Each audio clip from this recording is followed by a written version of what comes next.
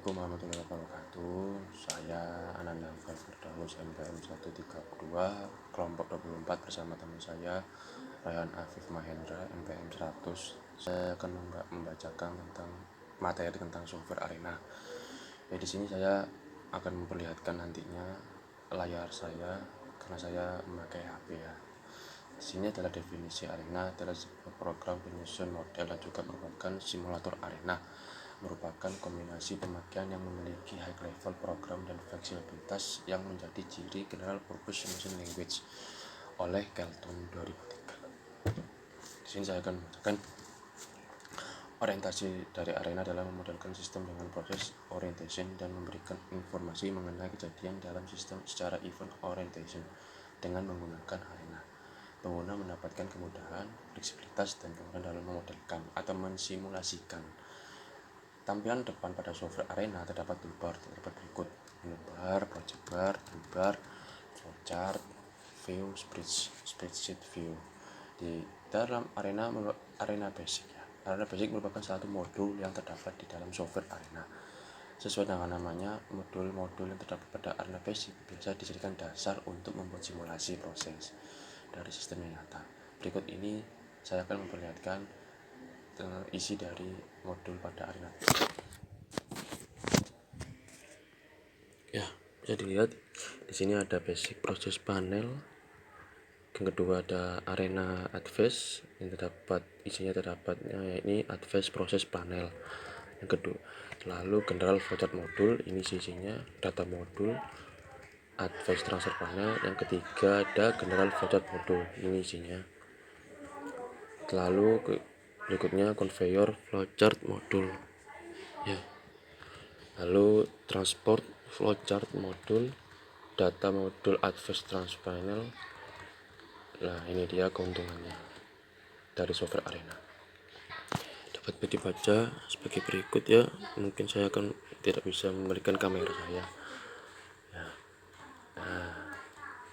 Ini pembahasan penjabarannya langsung pada permasalahannya. Saya akan langsung scroll ke bagian permasalahan.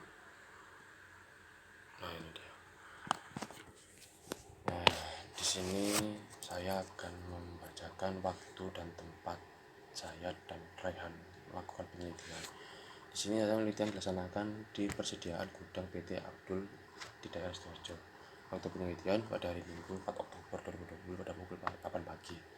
Pengumpulan datanya yakni salah satu persediaan di gudang di PT Abdul yang di Sidoarjo hanya memiliki satu persediaan barang. Dalam persediaan barang tersebut terdapat beberapa aktivitas. Ada 4 aktivitas. Barang masuk, melakukan inspeksi, membuat data, barang disimpan di suatu. Nah, ini data-datanya bisa dilihat yang akan dimasukkan ke dalam software Arena.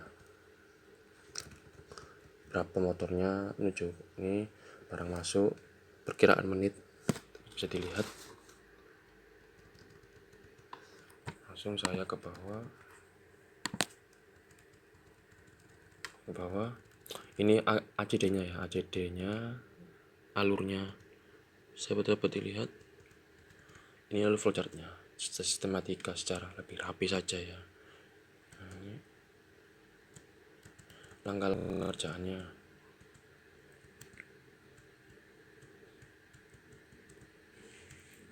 Langsung saja ya, ini terlalu panjang untuk dijelaskan dan langsung pada pembahasan.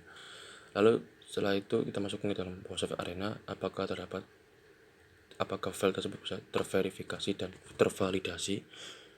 Ini kalau masuk, kalau error kayak gini, kalau bisa complete, dan kalau tidak berarti ada data yang error dalamnya atau software yang dimasukkan error.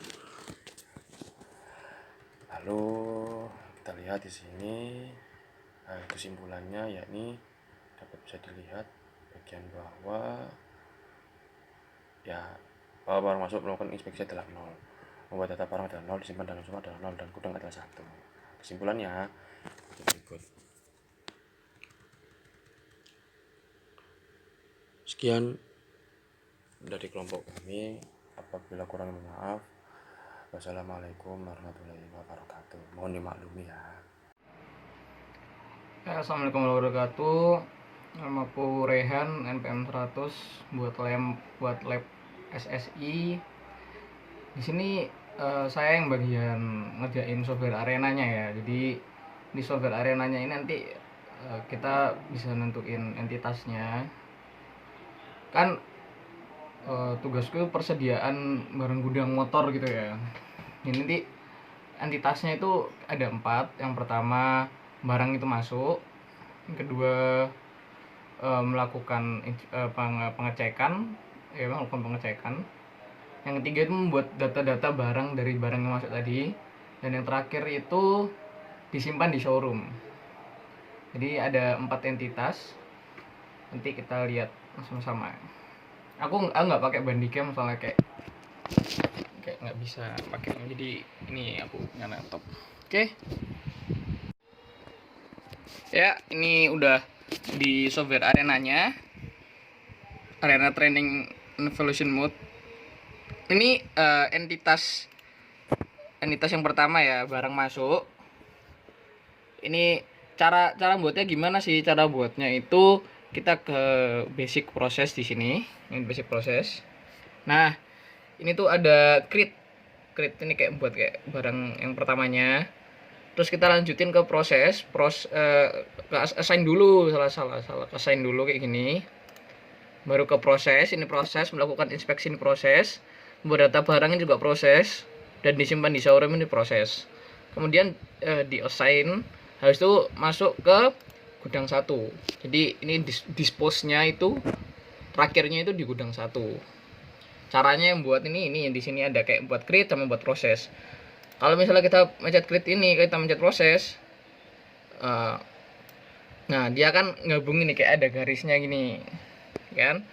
Itu kalau misalnya yang garisnya nggak ada kayak gimana, misal kayak gini ya, terus habis proses 15 ini aku mau masukin proses lagi nih, kok nggak nyambung ya kan.